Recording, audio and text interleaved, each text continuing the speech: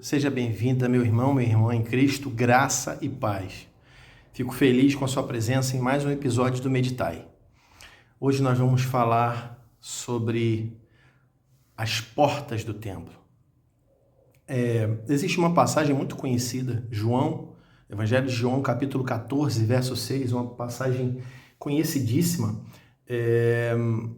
de uma expressão de Jesus em que ele diz: eu sou o caminho, a verdade e a vida. Ninguém vem ao Pai senão por mim.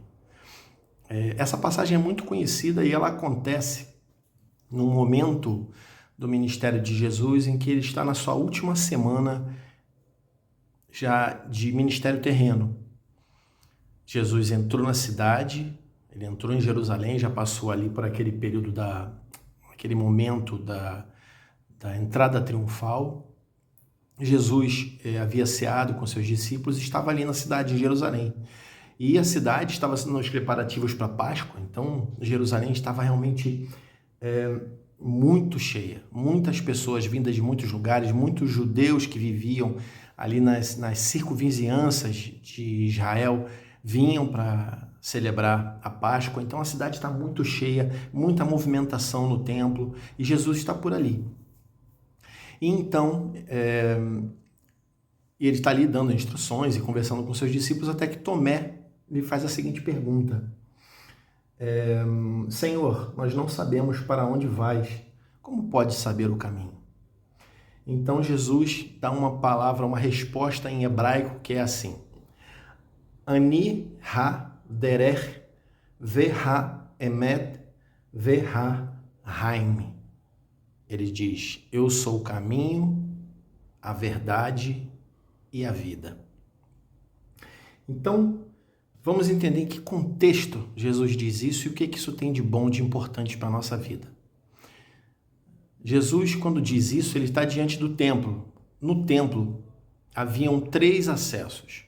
Para quem já viu o desenho do templo, aquele quadradão ali, havia um espaço grande, um muro, um acesso, uma porta de acesso que dava espaço para uma área grande, que era chamada de pátio ou átrio dos gentios. A primeira porta que dava acesso a esse espaço, onde qualquer pessoa que não fosse judaica ou não fosse da religião, um visitante que quisesse acessar esse espaço, passava por essa porta, e essa porta tinha esse primeiro nome, Derer, que significa caminho. Ele passava por essa porta e acessava essa área. A seguir, havia uma outra área de acesso onde ficavam os sacerdotes, onde todos os rituais de purificação, as ofertas, os sacrifícios, toda a liturgia era realizada pelos sacerdotes. Então, nesse espaço, havia uma outra porta chamada Emet. E essa porta significa verdade. Ali dentro ficavam os sacerdotes. Quem era daqui não podia passar para esse lado.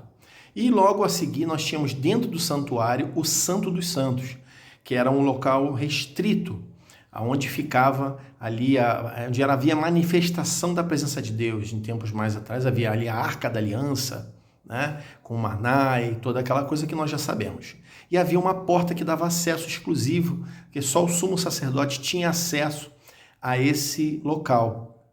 E o nome daquela palavra em hebraico ali era Haim, que significa vida. Então nós temos 3 portas no templo: caminho, verdade, vida. Caminho, que é a que dá acesso para os gentios; verdade, que era a porta que dava acesso para os sacerdotes; e vida, que era a porta que dava acesso para o sumo sacerdote.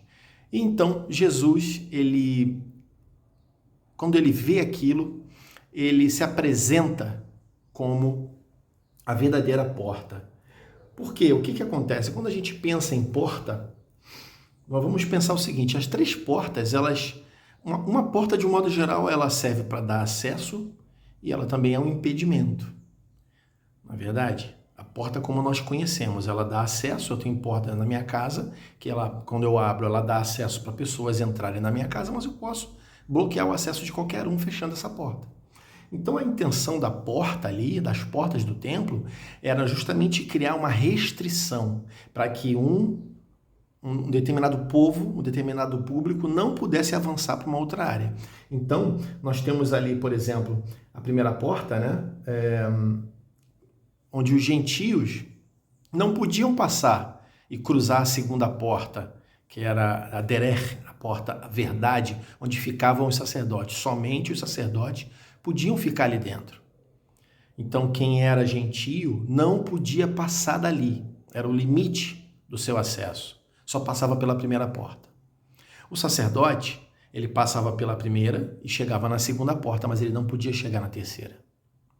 O sumo sacerdote ficava exclusivamente naquela região próxima entre a segunda e a terceira porta. Ele acessava a terceira porta, que era a porta do Santo dos Santos, ali quando ele fazia os seus rituais uma vez por ano. Mas havia toda uma restrição.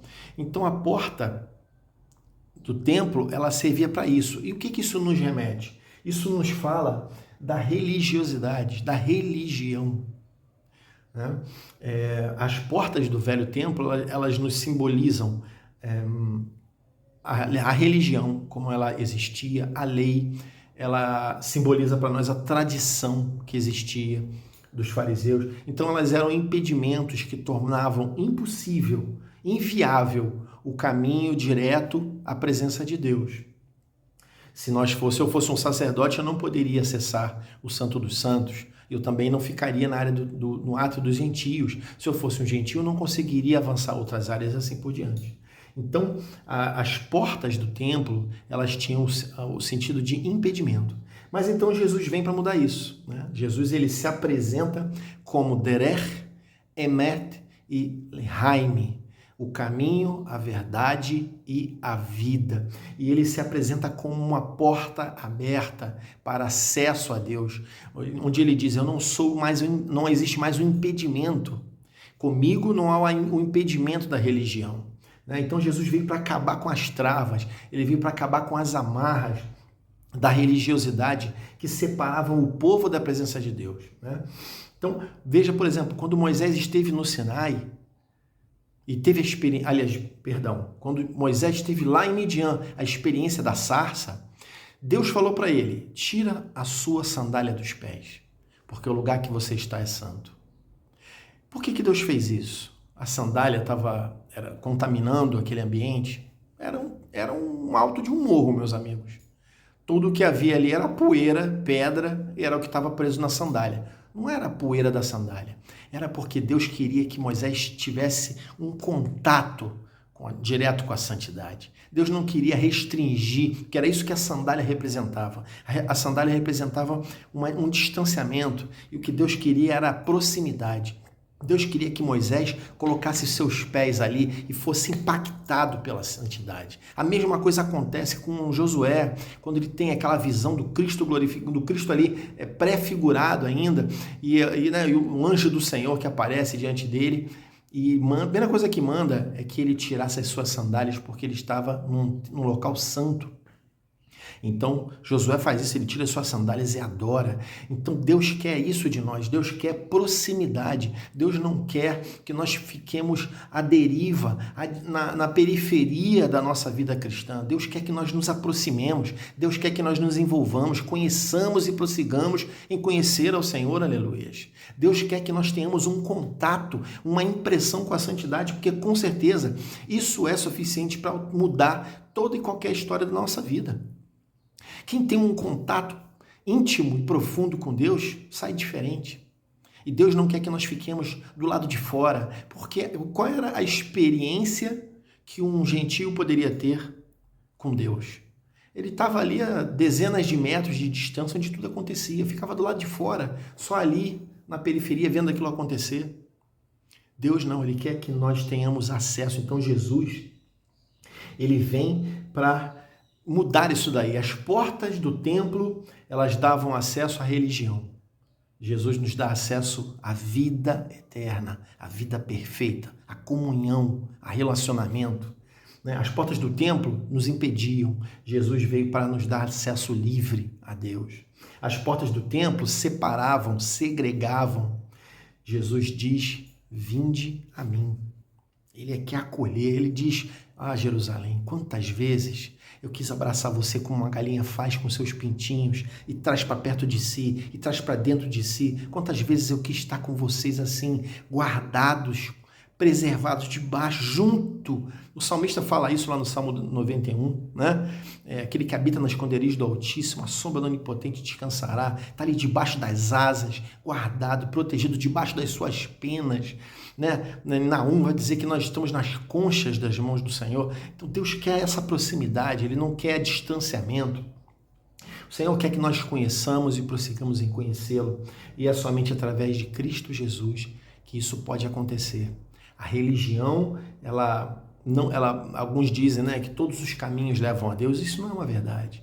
Jesus, quando se apresenta ali, ele não diz que é um caminho, ele é o caminho. Por isso que aparece essa palavrinha, essa expressão ha-emet, ha-derek, que ali representa o artigo, o caminho, a verdade, a vida. Jesus, ele é a verdadeira porta, mas não uma porta para nos impedir, é uma porta aberta para nos dar acesso a Deus.